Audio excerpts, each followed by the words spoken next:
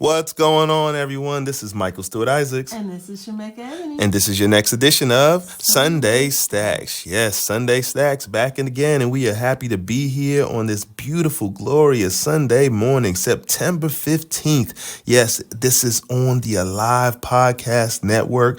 We are always happy to be alive and happy to celebrate with you another successful week of stacking it up. And we are so grateful that you chose to join Sunday Stacks as we like to celebrate those who like to get what we call our FCC in order, your family, community, and company. We are the leaders that we're looking for, and here at Sunday Stacks, we want to show you how leadership should be developing and stacking up week for week. So we are excited to be here, excited to share this phenomenal week we've had. And as we always start each episode, I want to ask you, Shemekka, how's it stacking for you?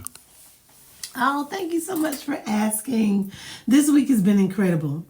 First of all, let me say we were stacking with our family because this week was Lunch with Parents Week. And we had the opportunity to join our sons at school and just experience the school lunches and walk through tasting what our children eat. That was an experience. And celebrating our cafeteria workers and just thanking them for their service to get up and very early to prepare breakfast and lunch for our youth. We were grateful for the experience, grateful to spend time with our son's teacher as well, getting more connected with them. But it was more so intentional around making sure that the school saw our faces and knew who our kids are, and looking at how the significance is of building relationships with people that see your children every day. Because it means something, that relationship building that takes place with them just seeing you interact with your kids. They're seeing how you treat your children at home. So it's a way to parallel and for them to model how the expectations are for how children are expected to be treated by their teachers at school. So this is the intention behind it, and because, we're pretty cool and I think our kids like us. I think so. I agree. Happy to show us off. Right. So that felt really good to have that opportunity. And as I'm looking ahead, we're stacking in the company aspect of, we are excited to be bringing Ambassador Sujay Johnson Cook here, which is the founder of the Global Black Women's Chamber of Commerce, which I am a happy, wonderful member of. And so we'll be meeting up in Charlotte for a meet and greet. So we're looking for women business owners that are in the Charlotte area or willing to travel to come learn about not only the chamber, but learn about whatever additional resources you may need to help grow and scale your business and your vision. So that's going to be on, I believe it's September 29th or 30th.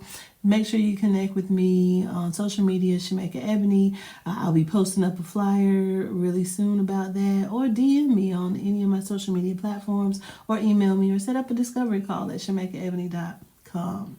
But how about you, Mike? How's it stacking for you this week? Stacking well. I want to definitely touch on our family piece as we got to enjoy our youngest getting to eat lunch in elementary school. We also had the joy of taking our two middle children who, again, from a beautiful blended family we call the Brilliant Bunch. We have Shemekka's and mine, and we had two children that all our children have grown together step for step. So we have two seniors this year, and we had the illustrious pleasure of being able to take them on college tour. Yes, college tour. Shout out to the colleges out there, universities, HBCUs, everyone that's out there trying to educate our kids. And our kids had such a phenomenal time. We had the joy of being able to visit North Carolina A&T State University. Yes. And we were able to really get the joy of celebrating with the students and the alumni and people who were out, just showing what this school had to offer for our children. I think our children really did get engaged and they found places to find themselves. So it was just a great event by the staff, just putting it on to showcase what the school would be like. It's the beginning of a long season, obviously, as parents of seniors in high school. We're getting ready to take them to a few other colleges of choice, but this one was phenomenal.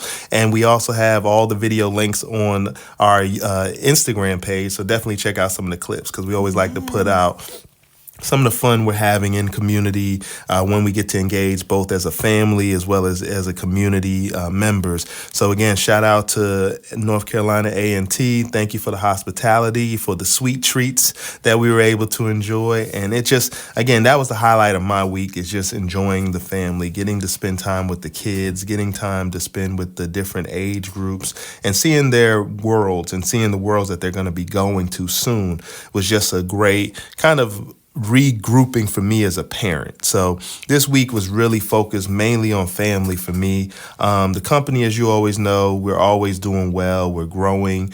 We're very intentional in regards to getting focused on our main core. So y'all look out because we got a lot coming from this I Am Brilliant company that, people who know, they know that we've been building something amazing across communities, across the country, and we're only getting it more fine-tuned. We're a little quiet right now, but we're about to turn it up. So y'all be ready and be looking out for a lot coming from I Am Brilliant. Yes. And check out IamBrilliant.org to get more enlightenment of some of the work me and Shemekka do, as well as bringing you Sunday Stacks as a means of being able to decompress week for week to really see what it is that we're building as a family, as a company, and how our children, as well as our communities, are prioritized within that framing. So we are always making choices that aren't selfish, but are something that allows for us to continue to create empowerment and impact every day. So that's how it's stacking for me this week, Shemekka.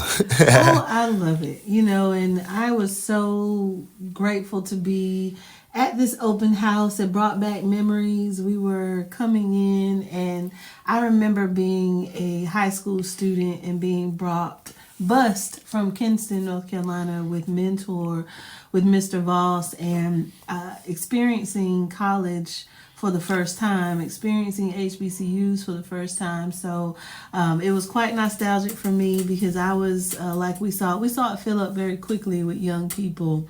And it just brought memories to how we had those opportunities and exposure.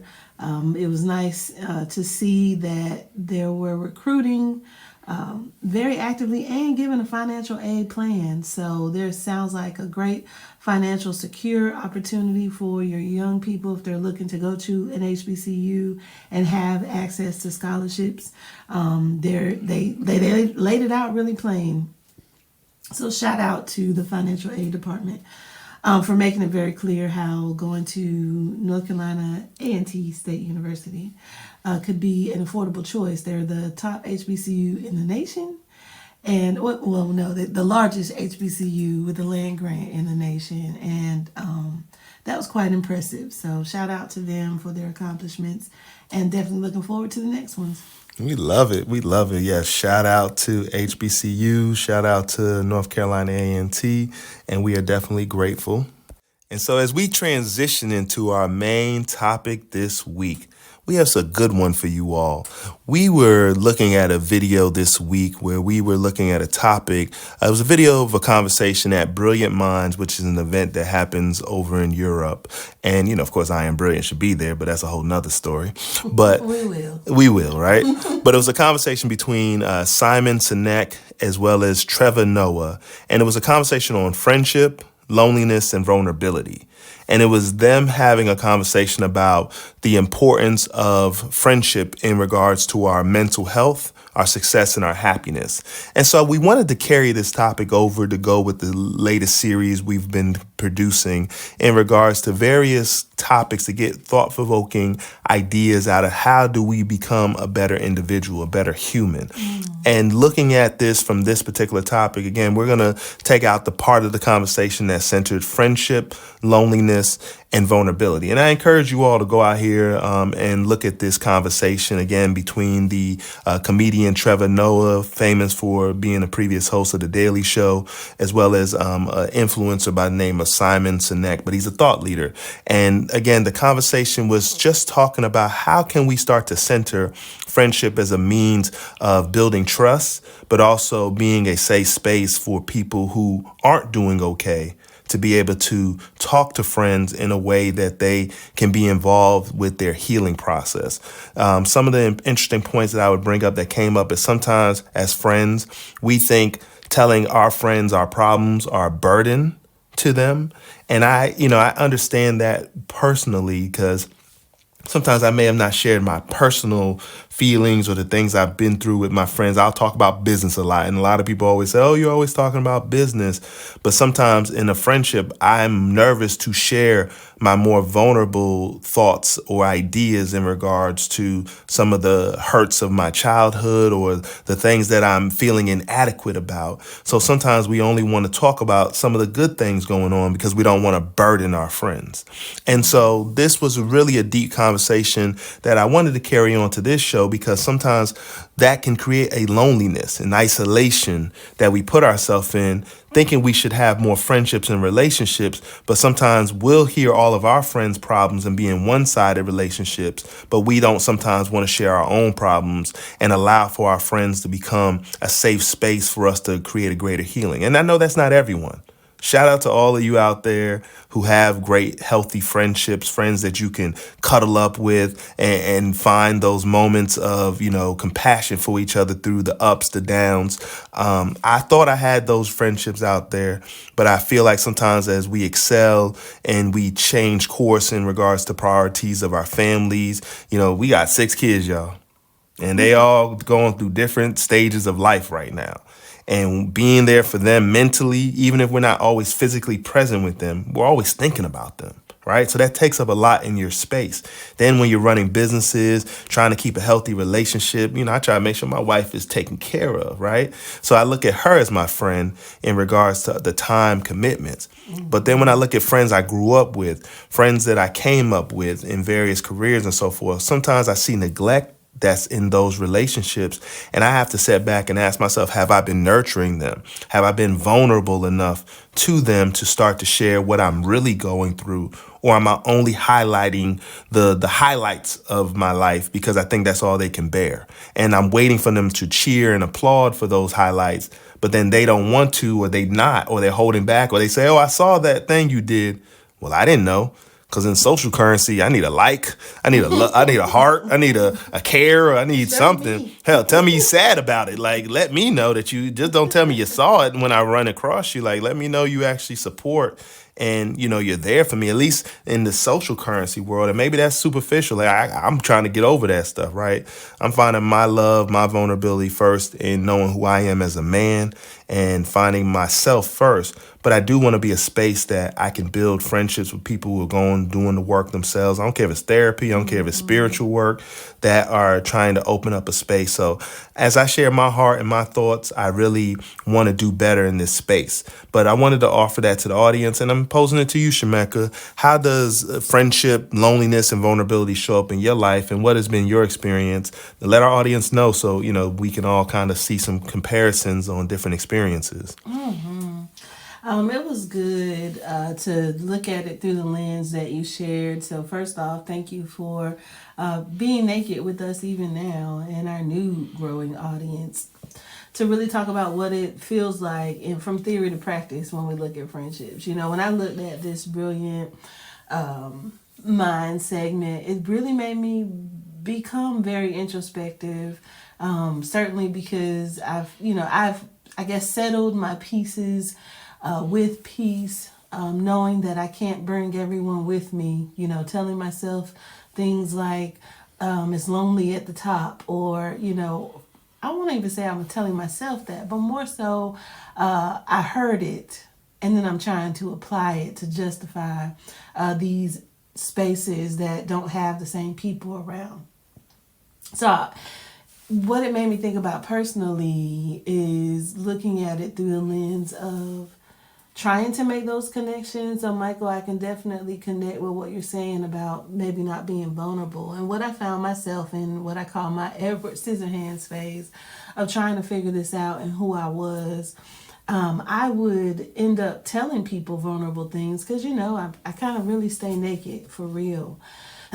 But what I was finding was my telling someone the things that are vulnerable or that I was curious or stuck at, I left even more curious, stuck, or unresolved because I had to help them because they really couldn't handle what I was dealing with. So I'm sitting here bleeding out, but I gotta heal you because it's overwhelming. My moment has overwhelmed you so much that it's impacted a trajectory for you, and I gotta protect you from that. That's good. And so my getting naked in places where people don't have the capacity to be a healing or a therapy or a hug just wasn't working. So I went through years of discontentment. Like I have people that call me their best friend, but we don't, like they said, this guy was like, if they're not crawling in bed with you and eating ice cream when you're depressed with you, they're not a friend. I'm like, well, I don't have any of those. Right. So I thought. But it's something I share with one of the kids this weekend when we think about our life experiences, right? For as much as I want to think or assume or feel like the people that are very close to me or call themselves friend should be closer, should call more, should check on, either all the things that we've put ourselves in this ideation about. The truth is, another perspective that we can consider is there are people right around you that you can't even see them because you're so busy looking one direction, expecting people to do something that they don't have the capacity to do. And when I put that on my personal lens, I have to look at everything that God has blessed me in a partner, in my husband. I don't know why women will want to get away from their husbands. I don't have that. I appreciate like, you, he is baby. my best friend, for real, like with some reciprocity, and he don't just name drop. He really shows up, and I'd be wrong and disrespectful and offensive if I can't acknowledge that he is my best friend. He will not be my only best friend, but if I can't acknowledge him as a best friend, and I'm only looking at my past and what those experiences look like to mark what I should have in my life, that's just unfair and insensitive, and I would say borderline idolatrous. Because in the same sentence, people tell you your friends are the ones that when you pick up where you left off when you see them again, right? We've been told that one too. In theory to practice, we still mad, even though we pick up where we left off with these people that say in name they're close, but in action it doesn't feel close enough. It's idolatrous for me to be in a posture to be like, yes, we pick up where we left off, but I am not satisfied. I want more.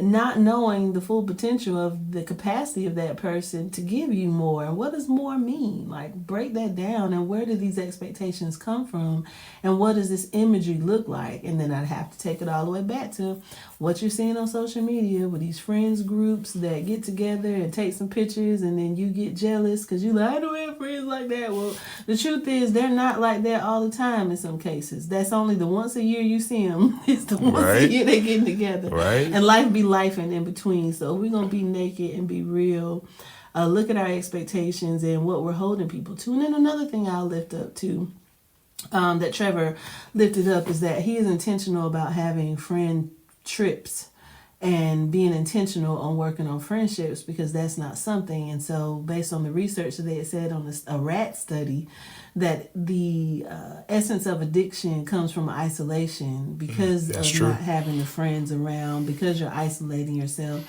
Some things you do in isolation you wouldn't do if you were around a group of people. It's not just for time, but it's also that accountability that friends relationships bring. So if you are being 100% naked and you are in a reciprocity based relationship that has prospered as a friendship, kudos to you, and we encourage and believe that there are more opportunities for those type of relationships to happen. That is amazing. Shemekka said, and just the breadth of so many nuggets that was in what you unpacked. I would just leave it at, as we look at the FCC nature of Sunday Stacks, we have to look at friends under our community. It's good to think of them as family, but friends come within our community. And I bring that to this perspective because as speakers, we go out here and say that your community is who you communicate with.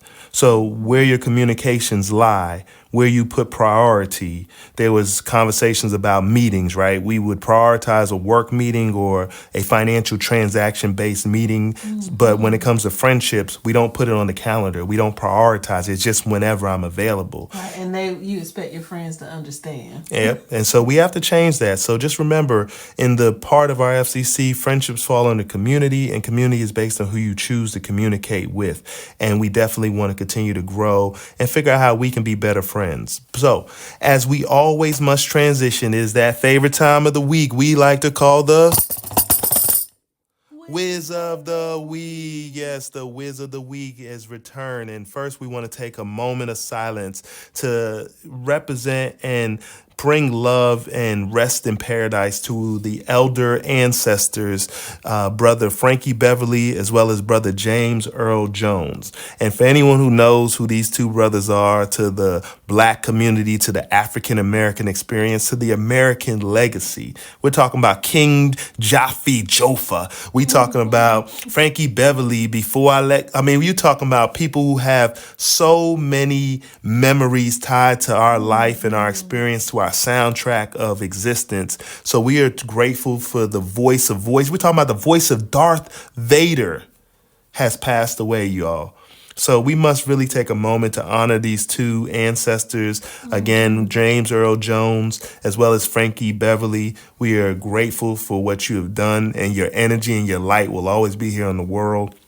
So just shout out. I just had to give that moment. So as we look at the whizzes of the week, we have to bring up all of our main topics. We're going to go everywhere from the fearless fun. There's some news happening there. When we look at the world, we had the arrest of Tyreek Hill, NFL player, right in front of a stadium, as well as we had all the different things going on in our political sphere with the Taylor Swift endorsement of Kamala Harris. Shemekka, where are we going to start this unpacking first?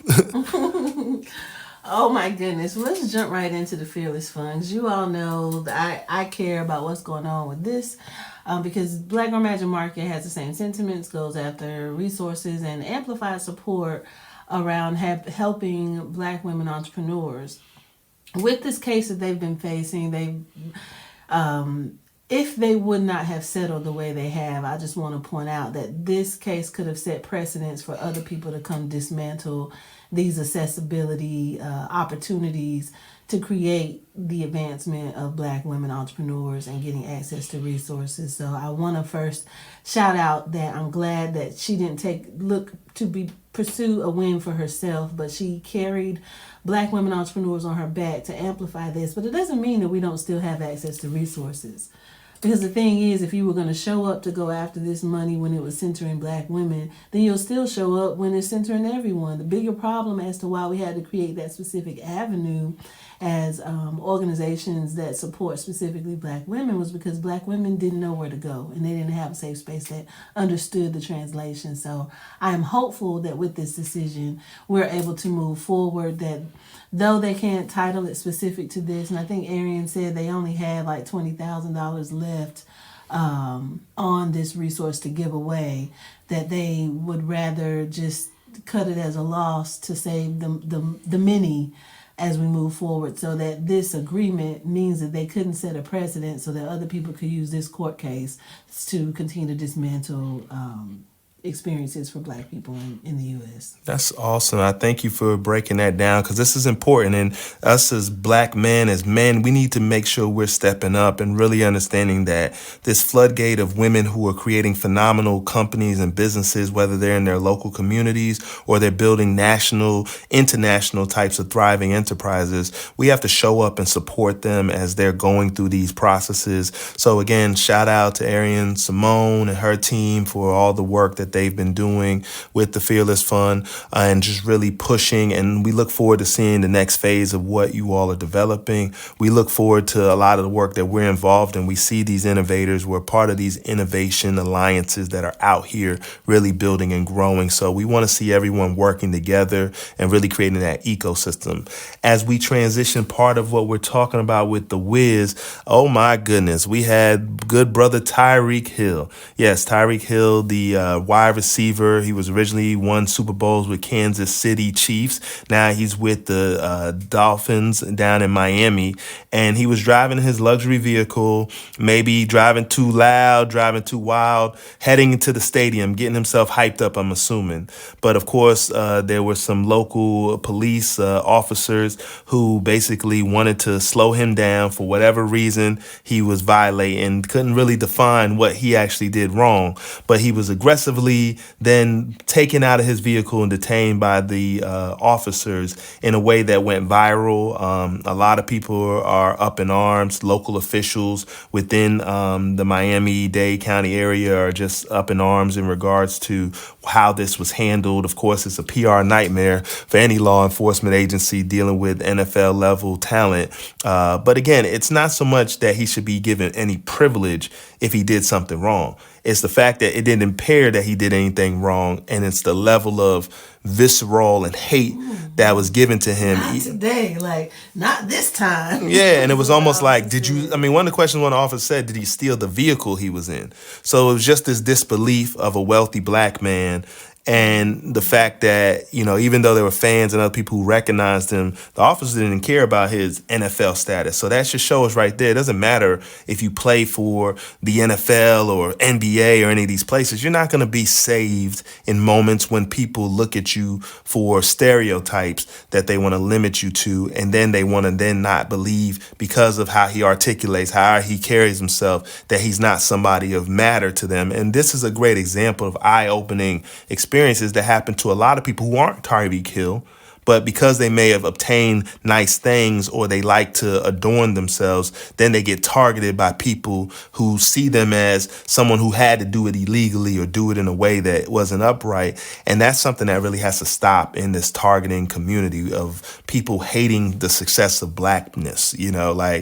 We're going to be successful, y'all, and it's not going to stop. The thing is, we're not stopping anyone else's success, and we've been fighting for many years to get to, just like the Fearless Fund. You look at the themes. Look at Tyreek Hill, a young man in the NFL. This is us just fighting for our little piece of this American dream, this pie we talk about. And so there's so much going on. But hey, guess what? Well, I guess we obviously got us the white angel of angels, Taylor Swift. Yes, Taylor Swift going to help it all because why? She has endorsed Kamala Harris for president. And these Swifties are going to be out there ready to, push the button behind what they're telling them that they now should support. I think there was like 236,000 new registrations for new voters. So this is actually having an effect.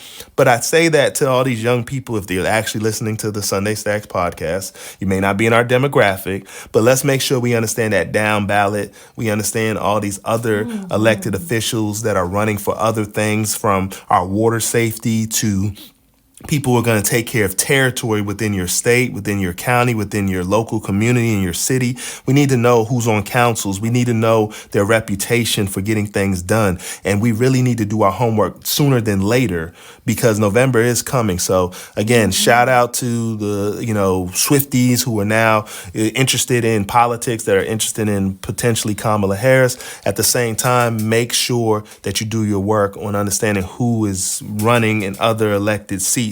So therefore, you can be ready to really make a powerful change and impact in the future. So with that, Shemekka, you got anything to add to any of that? I think that we have to do our civic duty to get involved and be aware. No matter what you decide to do, whether you decide to vote or not, you need to know what's going on. I think for me as a small business owner, it's significant to me to know who is managing making decisions about taxes and things like that. So getting involved in that down ballot is important. So make sure that you know who's running. Get involved yourself. Take a seat on the commission and get to know what's going on in your local community. I want to shout out Alive Podcast Network. Please make sure that you download the app and subscribe to Sunday Stacks so that we can further engage you in a more intimate level. And then also check us out on sundaystacks.com and let us know in the comments how you think about what we talked about today and what you would like to see happening in the future. We appreciate you all checking out this edition of Sunday Stacks. And as always, we like to end each show. We always like to say, I am brilliant, and you are too. Thank you again for listening. We hope you enjoyed. Leave some comments on YouTube, and we definitely look forward to seeing you next week. Peace.